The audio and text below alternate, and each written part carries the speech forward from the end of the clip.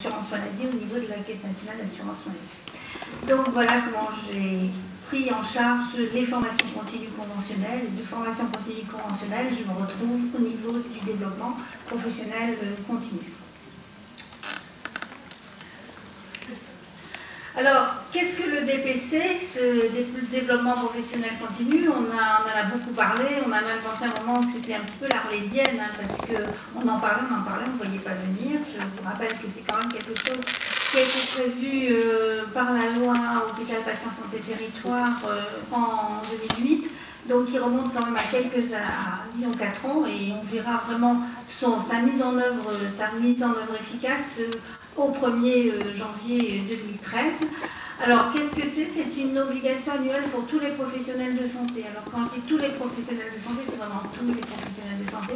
C'est-à-dire les 4 professions médicales et les 17 professions paramédicales. Tout le monde a une obligation, chaque professionnel de santé, quel que soit son mode d'exercice, qu'il soit libéral, qu'il soit salarié, quel que soit son mode de salariat, a cette obligation annuelle pour chacun. C'est une démarche qui doit se faire tout au long de l'exercice professionnel, et c'est quelque chose qui est personnel, c'est-à-dire c'est vraiment le professionnel qui est au centre du dispositif, c'est le professionnel qui va mettre en œuvre son propre développement professionnel continu. C'est à la fois la formation professionnelle et c'est l'évaluation des pratiques professionnelles. En fait, le DPC, c'est pas quelque chose de nouveau, c'est l'association de 2 démarches qui se font en continu, comme tout au long de la carrière professionnelle, à la fois l'acquisition de connaissances, l'approfondissement de connaissances, et en même temps l'analyse de ces pratiques qui est faite par le professionnel lui-même tout au long de sa pratique. Le programme de DPC, il peut être annuel ou pluriannuel, c'est-à-dire que vous pouvez rentrer dans un programme chaque année, ou vous pouvez rentrer dans un programme qui va se poursuivre sur plusieurs années, mais chaque année, vous remplirez votre obligation de cette obligation de développement professionnel continu. Alors, le DPC en lui-même, ce n'est pas une fin en soi, c'est-à-dire on ne va pas faire du développement professionnel continu pour faire du développement professionnel continu, ça n'a aucun intérêt.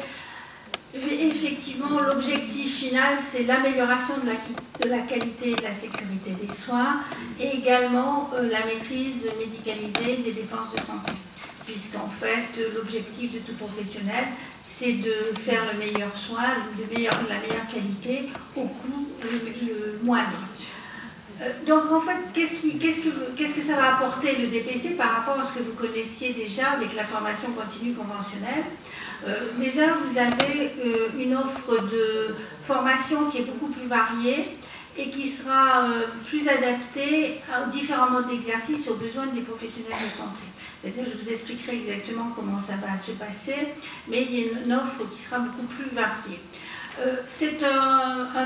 Ce développement doit soutenir tous les plans de santé publique, qu'ils soient nationaux, qu'ils soient régionaux, puisqu'ils seront au centre des orientations du développement professionnel continu. Il y a le développement aussi de tout ce qui est coopération interprofessionnelle et décloisonnement des différents modes d'exercice, notamment entre la ville et l'hôpital.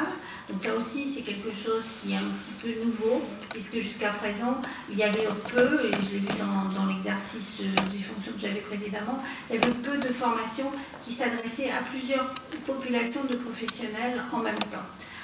Alors, le professionnel de santé est vraiment acteur de sa formation, c'est vraiment lui qui choisit le thème, le programme dans lequel il veut s'investir pour améliorer sa pratique. Sur le plan purement organisationnel, il n'y a plus qu'un organisme gestionnaire du développement professionnel continu, ce qui est l'OGDPC que je dirige, alors qu'avant, il y avait un organisme gestionnaire par profession de santé. Et vous allez bénéficier d'un service totalement dématérialisé pour faciliter vos échanges, que ce soit avec l'organisme gestionnaire du développement professionnel continu, que ce soit avec les organismes qui vont faire du DPC, et donc tout ceci devrait faciliter la montée en charge du DPC. Alors, qu'est-ce que c'est que notre organisme gestionnaire du développement professionnel continu? C'est un groupement d'intérêt public qui est constitué paritairement par l'État et l'assurance maladie. Alors, quelles sont ses missions? Globalement, il assure le pilotage du DPC dans sa globalité pour tous les professionnels de santé. C'est-à-dire que l'OGDPC est tenu de chaque année de faire un rapport au ministre pour faire le bilan profession par profession. Donc je vous dis, il y en a 17 plus, il y a 21 professions différentes et il doit faire l'état année après année de l'avancée du DPC pour chacune des professions, les difficultés qui sont rencontrées pour chaque profession dans le cadre de ce développement et proposer des pistes d'amélioration pour permettre à chaque profession de rentrer vraiment dans ce DPC.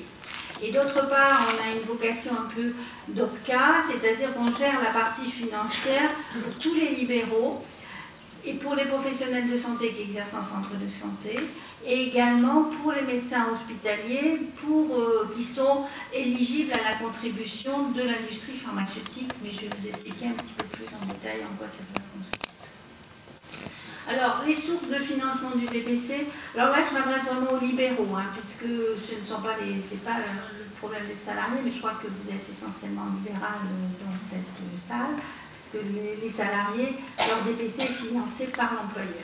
Donc il y a une contribution de l'UNGAM, comme il y avait avant la contribution de la formation continue conventionnelle, il y a une dotation de l'État, et il y a cette quote-part de contribution de l'industrie pharmaceutique qui est en direction des seuls prescripteurs. Donc en direction des seuls prescripteurs, ça veut dire quoi? Ça veut dire elle ne sera versée, elle n'est versée que pour les médecins libéraux et les médecins hospitaliers. Donc ce n'est pas tous les médecins, c'est-à-dire que tous les médecins autres salariés, comme les médecins du travail et les médecins scolaires, ne peuvent pas bénéficier de cette quote-part de l'industrie pharmaceutique. Alors cette quote-part, elle est venue après...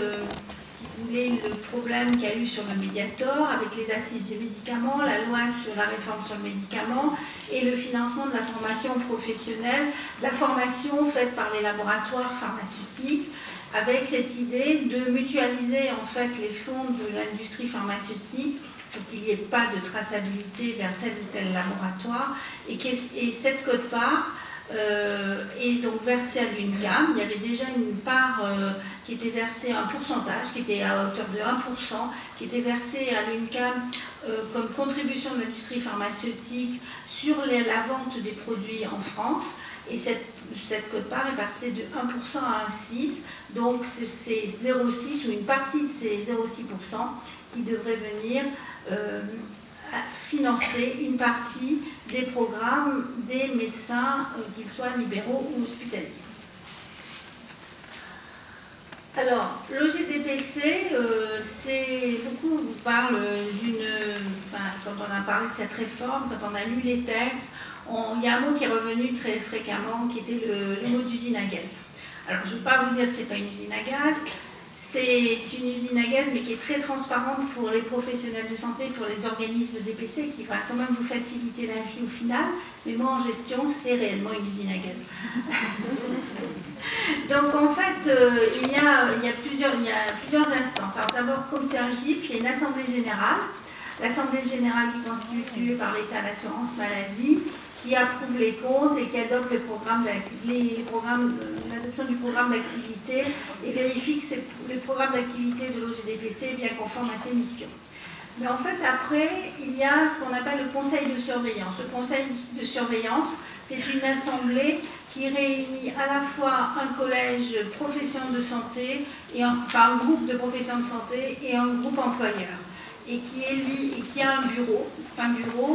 Ce bureau, donc ce conseil de surveillance, pour vous donner un ordre d'idée, comporte 98 personnes. On l'a installé la semaine dernière, et ce conseil de surveillance a élu son bureau, et son bureau est composé de 12 professionnels de santé et de 3 employeurs. Et les 12 professionnels de santé sont le pendant paritaire du conseil de gestion. C'est ce que vous voyez sur le graphique. Ces 12 professionnels de santé font partie du conseil de gestion et je vous expliquerai quel est l'intérêt pour les libéraux, notamment, d'être dans ce conseil de gestion. Donc le conseil de surveillance, il établit le fameux bilan annuel dont je vous ai parlé précédemment pour l'ensemble des professions de santé, et il donne effectivement un avis au ministre annuellement sur la qualité et l'efficacité du dispositif. Et il a une autre mission, c'est de contrôler l'utilisation des sommes qui sont faites du développement professionnel continu. Donc le conseil de gestion est paritaire. Le conseil de gestion est paritaire. D'un côté, vous avez État assurance maladie, 6 membres et 6 membres, et vous avez les 12 professions de santé qui font les 12 autres membres. Et sa mission, une de ses missions principales, c'est de répartir les enveloppes du DPC, donc l'enveloppe de départ dont je vous ai parlé, qui est constituée à la fois par la dotation UCAM, la dotation de l'État et la dotation de l'industrie. Et il y a une répartition en enveloppes entre les 9 sections, entre les 9 professions, enfin il y a 10 enveloppes exactement, puisque nous gérons 9 professions. Nous gérons comme profession les médecins, les chirurgiens dentistes, les sages-femmes, les pharmaciens, les infirmiers, les masseurs-kinés, les orthophonistes, les orthoptistes et les piqûres-podologues.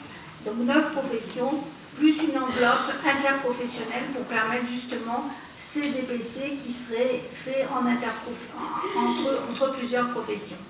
Donc d'où l'intérêt, ça a été, les élections du bureau ont été assez disons, énergiques, puisque, bien sûr, le conseil de surveillance est composé à la fois de libéraux et de salariés, d'hospitaliers et d'autres salariés. Et effectivement, les libéraux, vous avez peut-être lu dans la presse, voulaient absolument que le bureau soit composé de libéraux, puisque c'est ces mêmes libéraux qui vont intervenir dans la répartition des enveloppes, d'où un enjeu particulièrement important.